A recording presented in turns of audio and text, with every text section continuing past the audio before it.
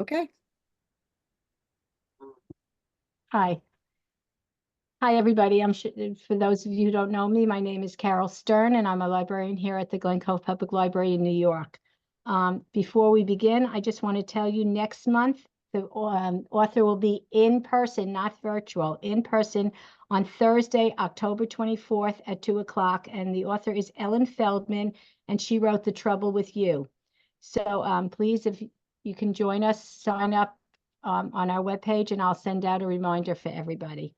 So welcome, Amanda. Thank you. So I'll just give a little brief bio of you. Amanda Peters is a Canadian writer whose debut novel, The Berry Pickers, was the winner of the 2024 Andrew Carnegie Medal for Excellence in Fiction, the 2023 Barnes & Noble Discovery Prize, the 2024 Crime Writers of Canada Award of Excellence, and the 2024 Dartmouth Book Awards for Fiction. It's great. On Amanda's website, she describes herself as, and I'm going to quote, I am a woman, a daughter, a sister, an auntie, a cat mom, a dog mom, a friend, a descendant of the Revolutionary War sailor, of accused witches and Mi'kmaq, is that how you say it? The Mi'kmaq. Mi'kmaq ancestors, a Canadian traveler, a wine drinker, an admirer of stained glass, a listener of jazz and old country, a reader of books, and a teller of stories. That's a lot, but there's more. Amanda holds an MFA from the Institute of American Indian Arts in Santa Fe, New Mexico, and a certificate in creative writing from the University of Toronto. She's currently an associate professor in the Department of English and Theater at Acadia University in Wolfville, Nova Scotia, and lives in Annapolis Valley, Nova Scotia. So we're going to mute everybody for this discussion. And if you have any questions at the end, you can put it in the chat or you can say it live. So the Berry Pickers is a novel that really left a lasting impression on me. I just love the historical fiction and the characters that you wrote about. Oh, thank you. So before we start with the questions, I have 3 questions that don't pertain to the novel so much. So this is your debut novel. Congratulations. Thank you. It must be incredibly exciting to have such a successful launch. And I was wondering if you could share a bit about your experience with your debut. That was one question. 2, as I said before, you received the Barnes & Noble's 2023 Discovery Prize and were named one of their top reads of the year. How did it feel to have this recognition and had the impact it had on you? And 3, if you could discuss your writing, the process of writing and publishing the Berry Pickers and how it affected your approach to writing in your life in general after this all became so popular. Okay, that's a lot to remember. I'll go back. Okay, what was the first question? Could you share a bit about your experience for the debut novel? Like, how did that feel? Yeah, it was kind of crazy to be honest, because in my head I wrote a novel and I was like, I'm very proud of this, and maybe some folks here in Nova Scotia will read it, and then I will go on with my life. Though maybe I'll write another one, I don't know. And then it just kind of blew up, and especially in the US. So I was really shocked. It's way more popular in the US than it is in Canada. So I was like, oh, I don't understand why. So I was asking my marketing manager at Catapult, and she's like, I don't know. She's like, it's just the right time for this story. People want to have these conversations. She told me it was well written, but she's biased. It Yeah, was and well written. It was well written. it's just been so exciting, and to even be nominated for the awards that I've been nominated for, like the Barnes and Noble Discovery Prize. I don't even remember my acceptance speech because I was just like, how is this happening? Like, what? But I'm getting used to talking to people now. I used to be very, very shy and just kind of black out. But yeah, and now it's getting a bunch of recognition in Canada. It was nominated for a bunch of awards up here as well, and won a few of them, including the Amazon First Novel. I didn't win it, but I was nominated, which was exciting for that award because here in Canada that this year, there was 6 nominees and 4 of them were Indigenous writers. So I was really just excited to be in that room, to be perfectly honest with you. So I'm still waiting to wake up, someone to pinch me and say, "Wake up, girl. It's all been a dream." But hopefully that won't happen. It's a great dream. Hmm. And the Um, second question. Question. can you talk about this award? Can you talk about the award and also one of Barnes and Noble's top reads of the year? Can you talk about that? Yeah, that was really exciting. And I just, I wasn't really like, I have to explain to everybody here in Canada what Barnes and Noble is. I say it's our chapters because we have a big store called Chapters. And when I got to go to New York and meet all these really amazing writers and publishers. And yeah, it was just really exciting. And then, of course, once it won the Barnes and Noble Award, it just went boom, it exploded in the US. And there was like, the Barnes& and Noble in Union Square in New York was like the berry pickers was the window, and it was just kind of so crazy. And then it was one of their top books of the year, and it was Amazon in the US. It was their second most popular book of the year, and I don't know. It's just so overwhelming in a very good way and very humbling. And to think that that many people are out there reading my book, things that I wrote, is just kind of surreal. I really am, even though it came out here in Canada in April of 2023 and in the US in November 2023, I'm just still like reeling from the excitement and just the knowledge that people are reading and finding something good in a story I put out into the world. I think you answered all those questions. So you dedicated the book to your father, and in the dedication, you thank him for the stories. Can you Mhm. talk about these stories and how you decided to write this story? You know, you talk about the berry fields, it brings it so vividly to life. It was really wonderful. Yeah, so my dad and his family, my dad is the 10th child of 14 in a Mi'kmaq family. So the Mi'kmaq are I guess you guys say tribe. So the tribe up here in Eastern Canada, closely related to the Passamaquoddy in Maine. We all belong to the Wabanaki Confederacy. So my dad's family, every summer in the 60s and 70s, they would load up all the children, at least the ones that were still living at home, and they would go down to Maine and they would pick berries all summer. And my dad remembers this as a fun time, hard work. He says he always remembers his son, and the back of his neck was always sunburnt and sweaty, because he was picking berries even from a really young age. So they would all go down there and they would pick berries. And my dad's always told me these stories, like my whole life. Me and my two siblings, we've heard some of the same stories over and over and over again. So he asked me he said when I decided I was going to be serious about writing, he's like, you should write about the berry pickers. And I said, no, Dad, I write nonfiction. I make things up, essentially. But him and I went down to Maine in July, I think it was July or August of 2017, and he showed me the berry fields. And he showed me the little cabin where they used to stay. And he told me how everything was done and how my grandfather worked and how what my nan did and how all the kids participated.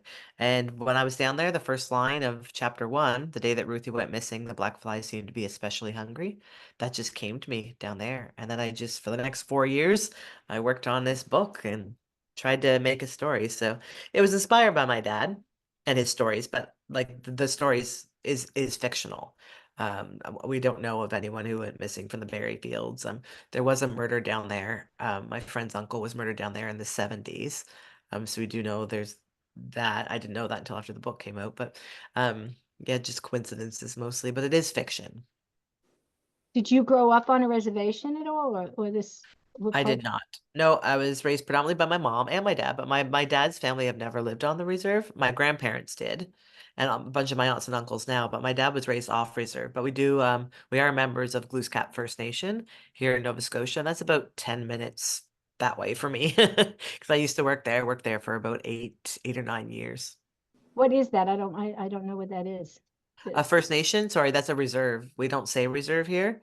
Our communities are called communities or First Nations. So Oh, oh, oh. we have 13 reservations, as you would say, here in Nova Scotia, and I belong to Glooscap First Nation.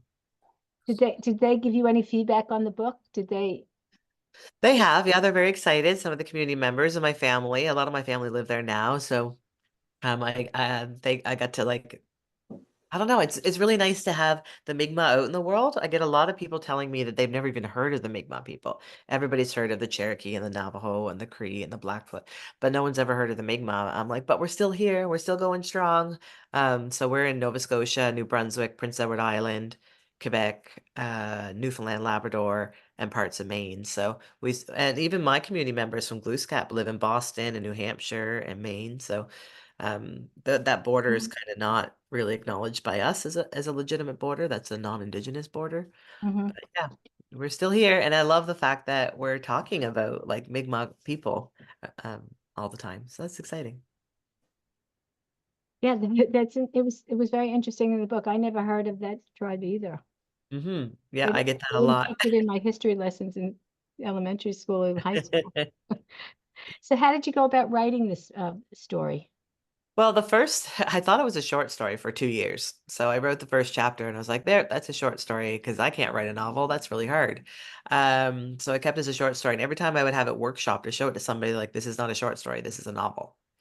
When I submitted my application for the Institute for American Indian Arts, I submitted the first chapter, or what I thought was a short story, and they were like, "No, this is a novel as well." So I said, "Okay, everybody thinks it's a novel. Let's see what I can do. Let's see how far this goes." And originally, it was only from Joe's point of view. I didn't even have Norma in the chapters. Yeah, it was only his point of view because I wanted to show the impact of one action on a person's life, right?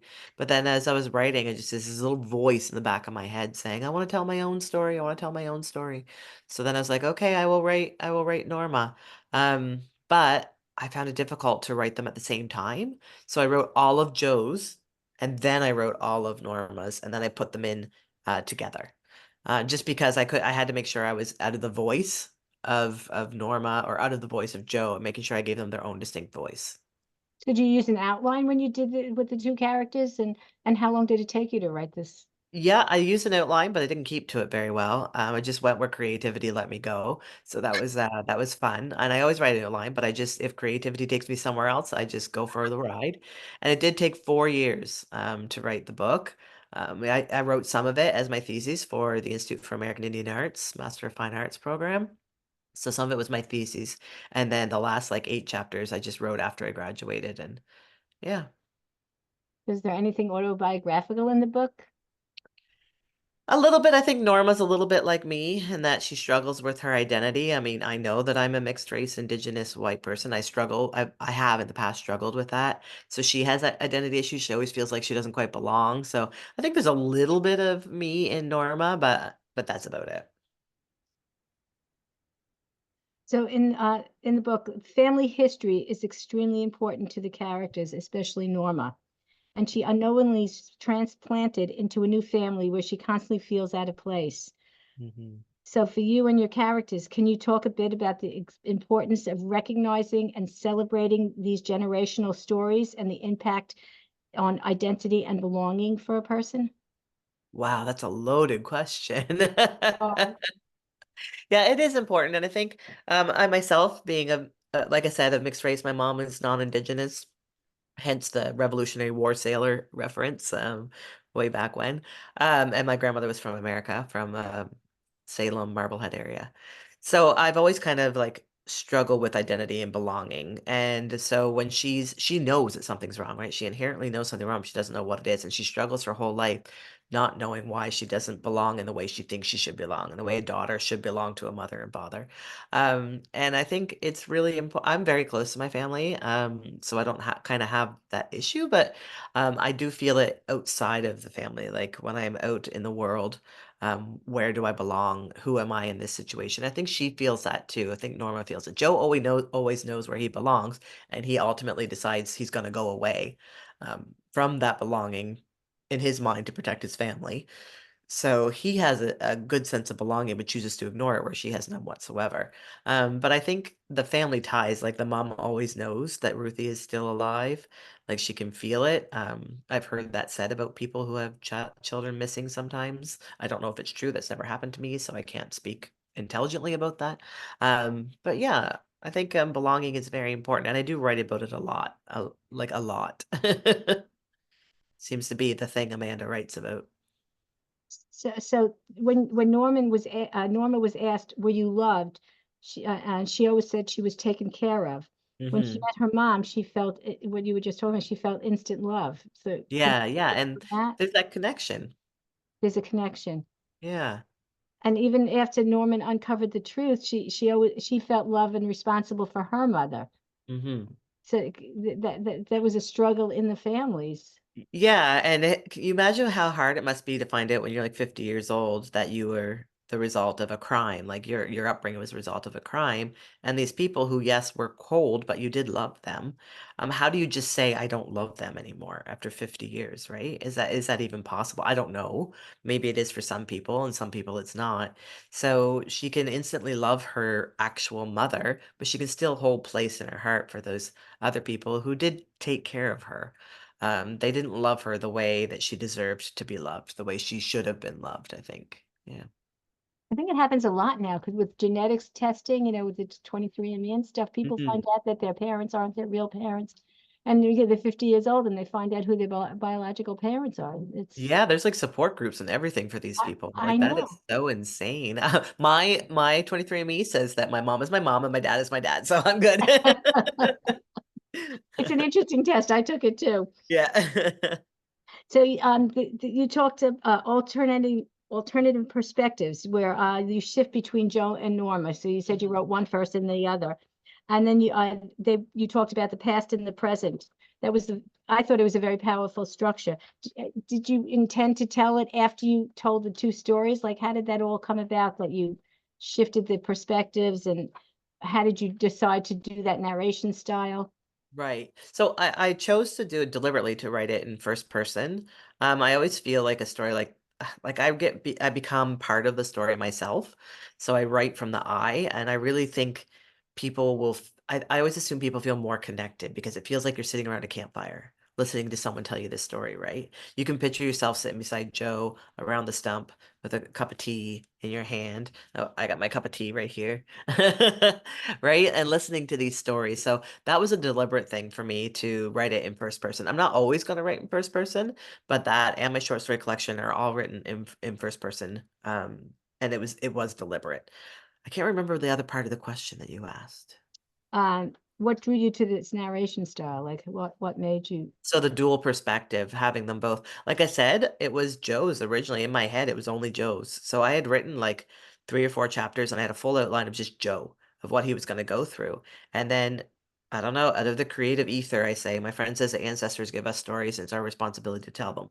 So maybe that is the case, that I was given Norma's story. Say, "Here, this woman, indigenous women have been ignored for far too long. Let's hear her story and how she, fared in this world." So that I don't know where that came. I don't know, like the Job's part came from my dad's inspiration, and the Norma part came from like the creative gods. And then I did have to puzzle them together because, like I said, I could only focus on one voice, or I was starting to get myself like it was like a dual personality thing going on in my head. So I did have to puzzle them together in the end. And Joe was so young. He was 6 years old when the whole thing. He had such anger and grief that followed him through life, uh, Yeah. and it was such a self-destructive behavior. Can you talk about that? Like, he left everything he loves. He left his daughter. He likes alcohol. Hmm. He was abusive Yeah. to his wife. I mean, Yeah, he did some very despicable things. I had a mentor tell me it's really brave of you to write a book of all really despicable characters. And in my head, they're not despicable characters. They're very flawed humans. We all have flaws, right? Joe's is a little bit more pronounced than most people. But yeah, he left it as an ultimate form of love. That's how in my head, like he was so afraid that he would harm his family again, like he did to his wife. And like you think he did to Ruthie, and like you think he failed Charlie. Like he's very he's just it's an ultimate act of love to remove himself from his family and his life. And he didn't even know he had a daughter, right, till she was like 8 years old, and not to go back. So in my head, that is his redemption. Is that he did that as an act of love. They wanted him to come home. They wanted him to take responsibility for his family, and B, just be with them again. But he was so afraid that he would do bad that he stayed away. And isn't that love? I think it is. Maybe a messed up form of love, but love. a very messed up of Yeah, love. yeah. But he's flawed, right? He's very, very flawed. All the characters in the story are flawed, except for maybe the mother. But even she's a little bit flawed. Right. Yeah. And what about Aunt June? Would you say she's flawed? Well, people have very mixed reactions to Aunt June. For me, I like her, and I think she's the stability that was provided to Norma. She was the sanity provided to Norma as she grew up. But a lot of people think because she held on to that secret for so long that she's a despicable character. So it's just really interesting to hear people's different perspectives on whether she was the saving grace of Norma or she could have made sure that this didn't happen to Norma. Right? There's that. And people ask me, well, why would she keep this secret? And I was like, well, you do strange things for the people you love. And she didn't come into the picture till about a month after she'd already taken her. Maybe she let herself be convinced that this child wasn't wanted or needed and that her sister could provide. What you do for your sisters. I mean, I would never kidnap a child for my sisters, but I do love them to the nth degree, right? So you just never know what someone would do when put in that situation, especially back then. Like it was a little bit of a different situation, different time. And brown children taken from families and placed in white families is very common in the 60s and 70s. Canada happens all the time, still happens. So it's not that it's completely out to left field. So if But I she was do blonde hair and blue eyed, this you're telling me this wouldn't have happened to her? Like if someone ran in the fields with her, this would not have happened? less likely, or that it would have happened and people would have cared though, and they would have tried to find her, and it would have been more prolonged. But here in Canada, the case of like the residential schools and the 60s scoop is when they took Indigenous kids out of Indigenous families and adopted them out to white families to try to make sure they had a better upbringing. This kind of thing, which is all framed in colonialism. So it's kind of like that. Like people weren't as like, "Oh, there's a brown kid with that family now." Well, they must have just, they must have been doing good for them, right? It's a whole savior complex. So you're saying that was very common in the 60s and 70s that to do There was that? about 150,000 kids in the 60s and the 70s, Indigenous children taken from their families and adopted out to white families, and for reasons that, like, we'll never know, just because his family was poor. That was the only reason. Not that they didn't love them, not that they weren't treated well, but they were poor. And so instead of providing resources, the Canadian government took the children away. My goodness. Happened in the US too, boarding schools. Yeah. My goodness. Yeah. So forgiveness is another theme in the book. In the end, the mother says she hopes she's able to give Norma's parents. We talked about Mhm. before. Do you think this is possible to forgive? Do you think it's possible? She doesn't she's a very religious person, right? In the book, she relies on God and her faith. So she's hoping that she can forgive. I don't think I would forgive, to be perfectly honest. And you notice that Lenore is the only person in this book who does not receive redemption. There's nothing redemptive about her. She dies, goes to her grave with dementia without um being forgiven for her sins and stuff like that. So um yeah, forgiveness is very essential, but I don't know if I could have forgiven. I don't think I could, something like that. But there are people that are way better with than me out there, so maybe they could have. I don't know. That's pretty bad what happened to her. Yeah. Yeah. So, talk about that she was taken. So, at what point in life do you think you remember your dreams? That she doesn't remember, that she really didn't remember. I mean, dreams was a big theme in the book too. Yeah, so I actually did a little bit of research on that. Just so I could like I was like, when do dreams solidify in a child's head? And they say like 6, 7, 8. Those are the ages where our dreams and memories become like whole. If you think about your memories before you were 5 or 6 years old, they're often like piecemeal, right? And sometimes they're not even real. My mother's like, that never happened. So I must have dreamt it when I was 3 years old or 4 years old, right? So I did look, and then children who experience trauma, sometimes they don't remember their childhood at all, like it's complete blank to them. So it is easy to understand how this was a traumatic experience for her, even though she was quite calm about it 'cause she's a calm person. So maybe that she like sorry, I see people talking and I want to put it down so it doesn't distract me. So in my mind, she could have just thought these were dreams, right? She may not have understood that they were memories, that they were little snippets of memories, but often it's scent, right? She smells potatoes and she thinks of her mother, and Right. but yeah, it does take a while, and if a child has experienced trauma, it can be quite a bit longer as well before they start solidifying their memories and don't think of them just as dreams. It's interesting. Yeah. When I read this, I was like, I went back and said, when did I start remembering No, Mhm. but then you don't know if you remember or those were stories that were told to you, you know, Exactly. because Exactly. her parents, that she calls her parents, were telling her different stories than what her reality was. Yeah, they said, "Well, the house burnt down, that's why we don't have any photos of you, but you don't remember it because you were too young," right? So these are all the stories, and she would just I don't know, when I was 4 years old, if my mother had said, "We don't have any photos because our house burnt down," I wasn't gonna not say, "I think you're a liar and that I'm kidnapped." Like, right? Well, even So her skin color, they describe that as so you describe that as someone, she knew it wasn't right. yeah, yeah, and they claim she's, like, of Italian heritage or something because she has darker skin, and she's just like, "Okay, I guess so," and of course, she does actually figure it out, but So how did you decide that you were going to explore all these themes? And there were a lot of them, law, grief, trauma, family ties, embracing Indigenous people, history, and more. How did you go about which themes you were going to pick to write about? yeah, it's kind of funny. I was talking to Morgan Talty. I don't know if you've read his short story collection, Night of the Living Res, or his new book, Fire Exit. He's from Maine, Indigenous writer from Maine. And we were talking about that. And writers don't write to theme. Like I just write a story, and theme comes out of it naturally by virtue of maybe my life experiences, the literature that I read, the experiences of the people around me. So I don't think I wrote to theme. They just came out as a natural byproduct of who I am as a person and as a writer, and of the things that are important to me as an Indigenous woman. So I think they just come out naturally, and then you have an editor to help you massage them to make sure it's not like a thumping on the head or it disappears. My editor actually, when she first saw it, she was like, you completely lose the plot in the middle of the book." I was like, "Oh, do I?" She's like, "Yeah, you need to add a chapter where I bring it back to it." So I did. I wrote. It took me about a month to like just think about it and ruminate on it, and then write a new chapter and stick it in there, so that I brought everything back to it. Did you always write? Did you write as a kid? Is this something that has followed you through your life? Yeah, I've always wanted to write. My mom was a big reader, so sorry, my dog is having a dream. Just one second. Wake up, baby, go.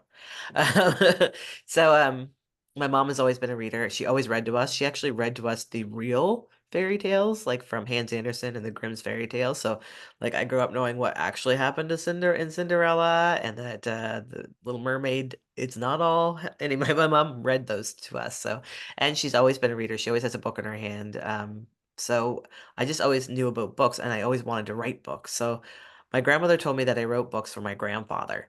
Um, and I didn't believe her. Then she showed me one years ago, and then I thought it was lost to history. Not a word of a lie. About 6 months ago, I'm cleaning out my basement, and I find Amanda's little book of faces for Grampy.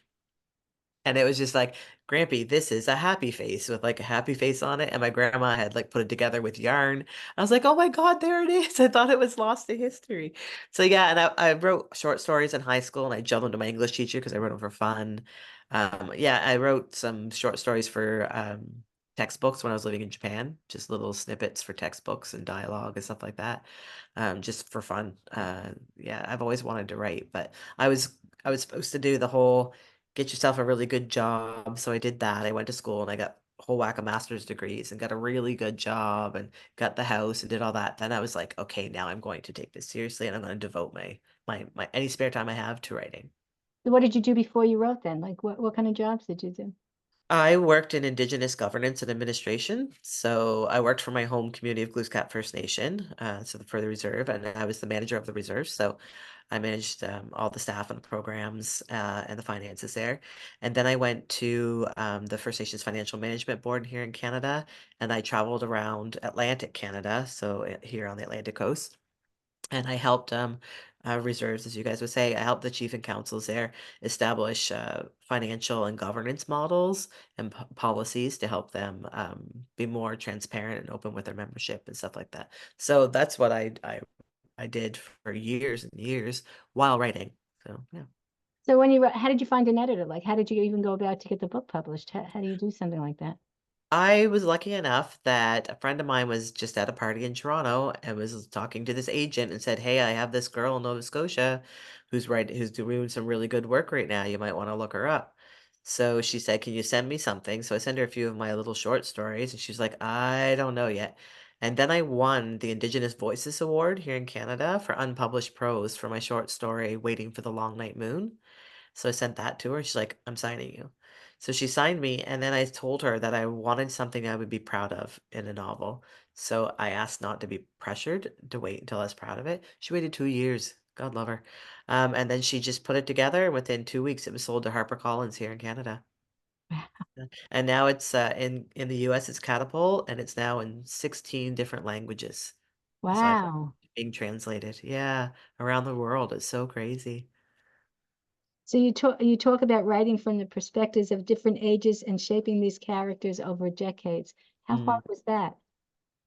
I didn't actually find it difficult, so maybe that's my superpower. I'm not really sure. What's Because the you had to yeah. yeah, and just trying to make sure that you have the child's voice and then the adult voice, which are going to be different, right? Because they're grown and they're the result of their experiences. And it's just the way I write. I think I don't even know if I consciously think about it. I just write it the way that I would perhaps if I was in that situation, how I would speak. I'm not really sure. It's just something that I do. So is Ruthie a representative of what colonization has done to indigenous people in the Turtle Island? Yeah, Ruthie is as well as Joe, as well as the family, right? The story when the Indian agents come to take the children away, that's happened to so many people I know and their families, right? And it's just so upsetting. So that it is a representation. Again, I didn't write the theme. I didn't intend to write about missing and murdered Indigenous women and girls. I didn't intend to write about colonialism. I wanted to write a story about a family who, while they suffer from trauma, also love and love big. So that was like my intent. I was just writing a family saga, but all those things came out naturally. And I think there is so much representation of colonialism in there and the rules and structures placed upon Indigenous people. And I've had a lot of people ask me, like, why wouldn't, when Charlie has his incident, I don't know how many people have read it. I'm trying to like, I'm assuming everybody's read it. okay.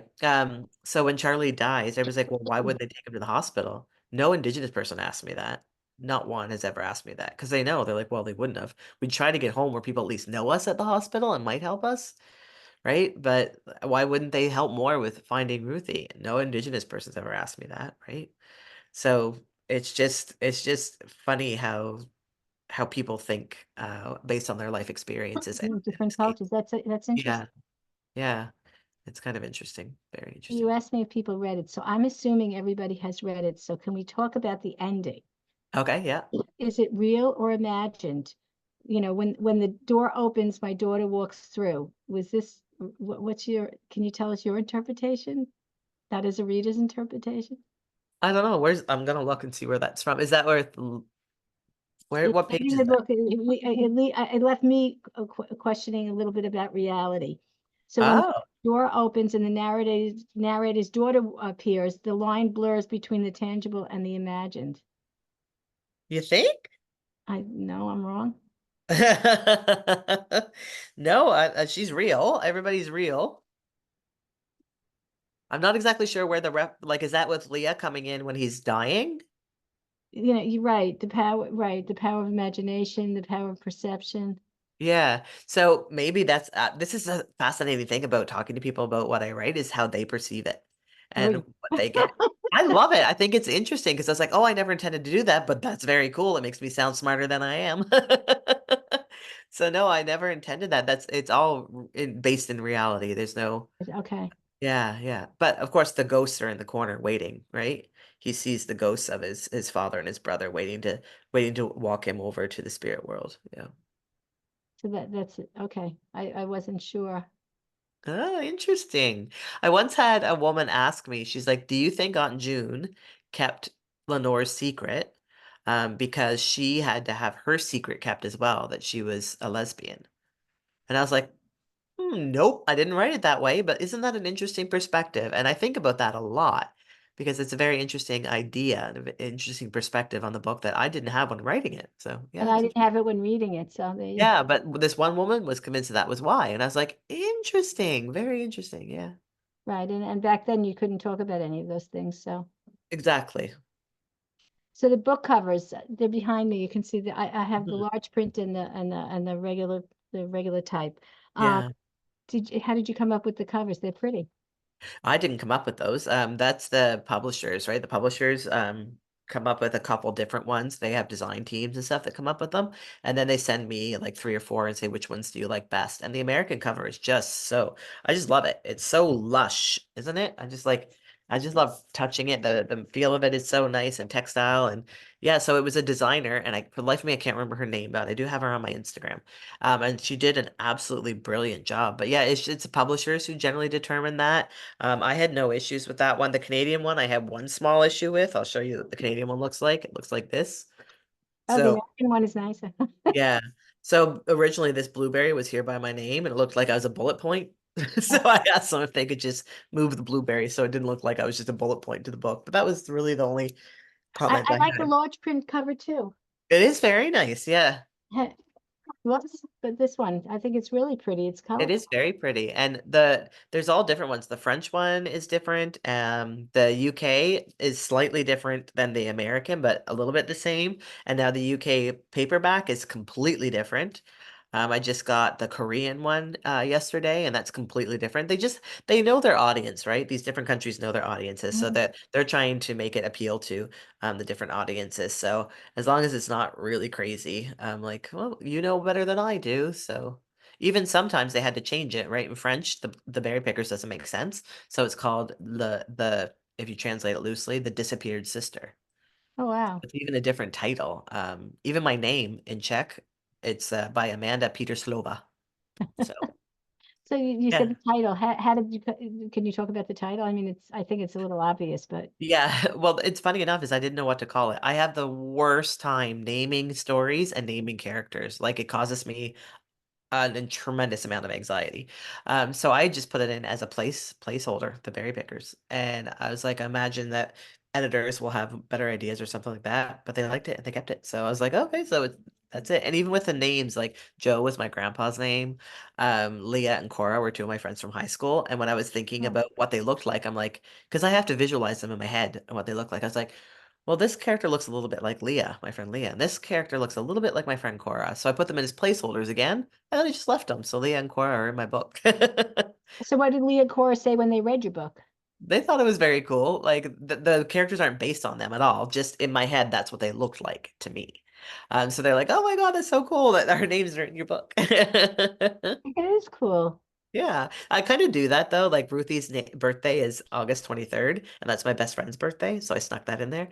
So I just do little things like that throughout my books as a little nod to the people around me.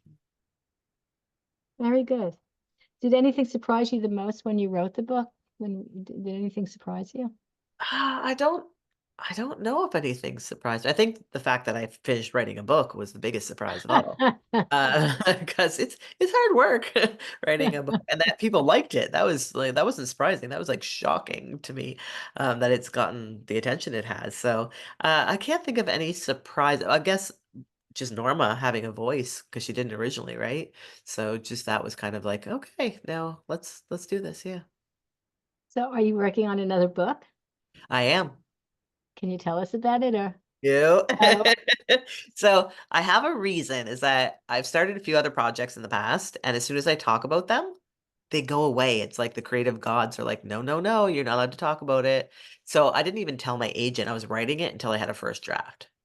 She didn't even know I was writing it. And she only got the first half of the book a week and a half ago to look at. oh, you just did this, yeah. Yeah, so I have the whole thing written. It's going through edit, edit, edit. So I'm editing like mad now. Well, not right now because the school year just started. So I'm I'm teaching. So that's and I'm on tour again this fall. So lots of literary festivals. I am down in the States. I'll be in I think New York at one point, Maine a couple times, Nebraska, Lincoln, Nebraska. So a lot of that is happening. So I'm just gonna have to find time to try to get the edits done. But I did promise I'd have a full completed manuscript to my agent by Christmas. So, Where but are I do you going in New I York? What part of New York are you going to talk about the yeah, weather? I'm not sure about New York. I have a meeting with my folks in New York tomorrow afternoon, actually, to talk about getting down there. But I have been last year. I was to Boston, so that was fun. I went to Cambridge Public Library, so that was really cool to go down there. And I was in New York for the Barnes and Noble Awards, so that was really cool. And then this summer, I got to go to San Diego, for the Andrew Carnegie Medal. Hmm. celebration. So that was fun. I took my best friend with me and we spent 16 days in California. It was so much fun.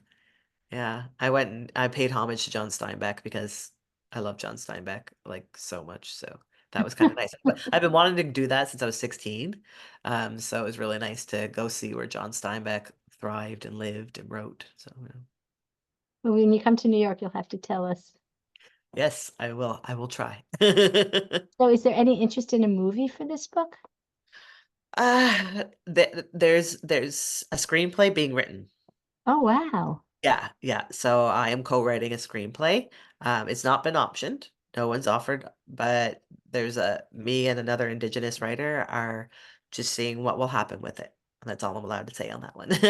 Oh, well, good luck. Yeah, fingers crossed. So I finished my part and sent it off to her. So now she's quite busy, but she's trying to like do hers too, and then we're gonna get together. And of course, there's gonna be lots of edits and lots of conversations, and but yeah, hopefully, maybe someday someone might want to make a movie out of it. They just I've heard. filmed a movie in the library 2 weeks ago here. Oh, very Mhm. cool. My right where I live in this place called Falmouth, Windsor. Like Windsor's a town in Falmouth, just on the outskirts of the town, and they film a lot of Hallmark Christmas movies here. But Mm. last week they were filming Stephen King's The Institute. Oh, So they were wow. filming that across the road at the Petro Canada from my house. So my sister lives on the other side of the road, so we were like looking out our windows, watching them film these movie scenes, and it was kind of cool. They did a baseball movie here that they think they're going to show on Netflix. We'll see. Oh, very cool, very cool. So I've asked all my questions. Can I go into the chat and see? I know there were some questions there that maybe we could address. For sure. Let me go to the top. In Maine, we call that reservation the Micmacs. Yeah, that's a we don't say that anymore. It's it's the English version of our name, so we're kind of take back our own name. So that's why we say Mi'kmaq. It's not even spelled remotely like that. So and it's actually Micmac is what they thought they heard. They actually heard Nigama, which means family. So it's all yeah, so that we don't use that word really anymore. We say Mi'kmaq or we say Olnu, which means we are people. So yeah. How many Micmacs are there? Do you know living? Maybe 30,000, 40,000 of us out here. I know there's like I don't I used to work, but I haven't even done there's always more people being added because of Canada's archaic laws, forbidding some people from acknowledging who they are. So yeah, I'm not really sure how many of us are anymore. Nina Wandas Crow Mary tells a story of Indigenous children being taken away from families. Yeah, yeah. Yeah, there's a bunch of them. In Canada, Indigenous literature is a pretty big thing. Like it's very popular here. So there's a lot of really good stories out there if you wanted to familiarize yourself with the treatment of Indigenous peoples. Yeah, but that's a good one. We answered the next question.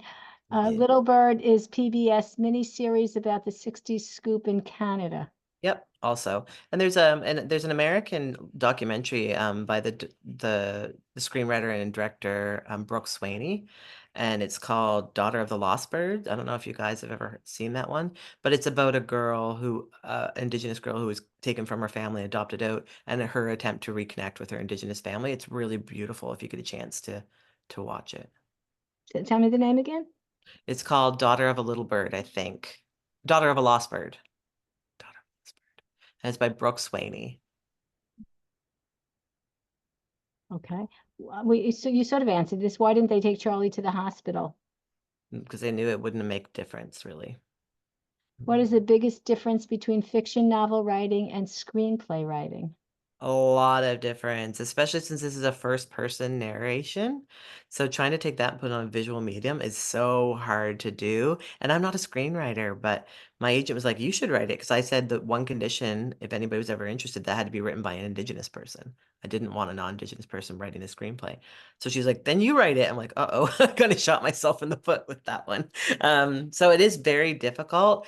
It's trying to get your head out of all of the backstory and just be able to provide that backstory through movement and through only dialogue.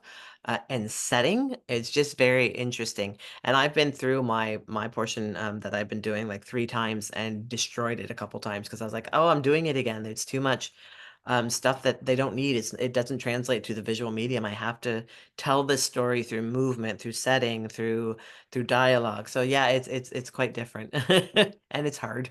And every time I always want to apologize to all those people who have adapted a book to a screen, and I've said, "Oh, this is terrible." I'm blanket apology to all those people, hardcore apology.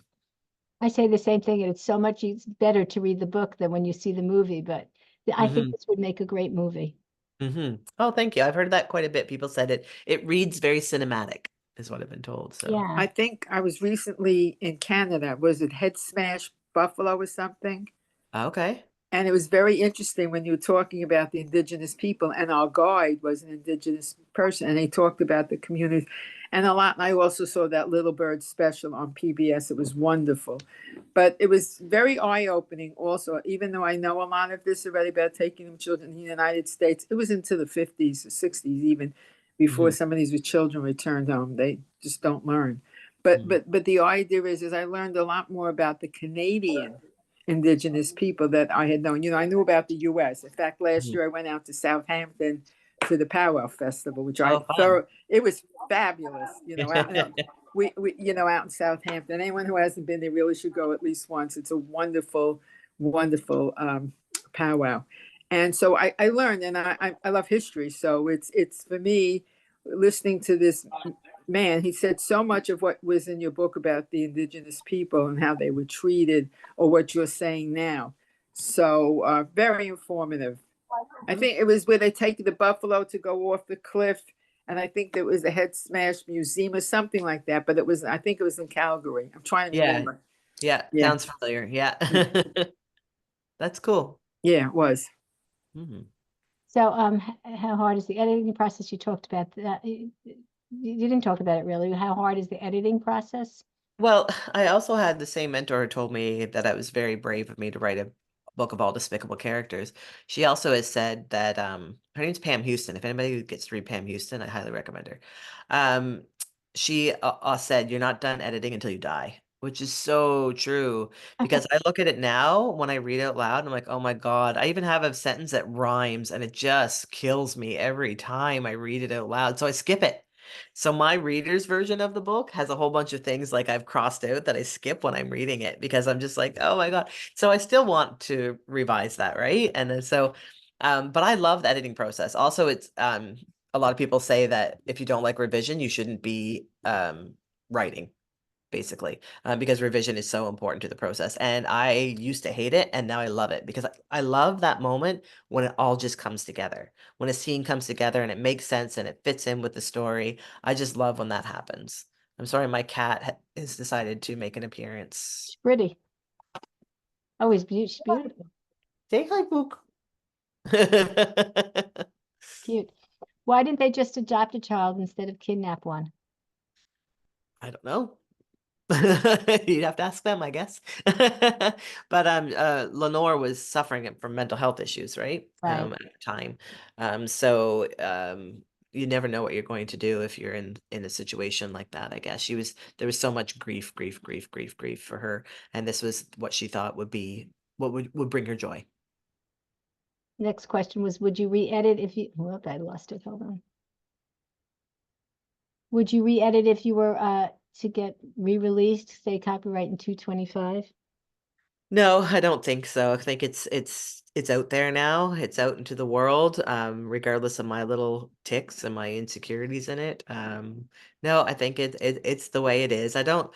Once it's out into the world, people have a relationship with it, and I really kind of wouldn't want to just because my ego is like, oh, that sentence rhymes. Why did I do that? So I think it would just leave it, even though sometimes I'm like, "Ah, I can't believe I wrote that. One more was researching I can't say this. Mi'kmaq. Interesting, and how did that help the story? Did you have a good relationship with your dad? Oh yeah, I didn't research the Mi'kmaq. I just asked my aunties and my dad. I have a lovely relationship with my dad. My dad actually comes with me to Maine sometimes when I go down to do readings and all that fun stuff. So yeah, I have a great relationship with my family and my dad.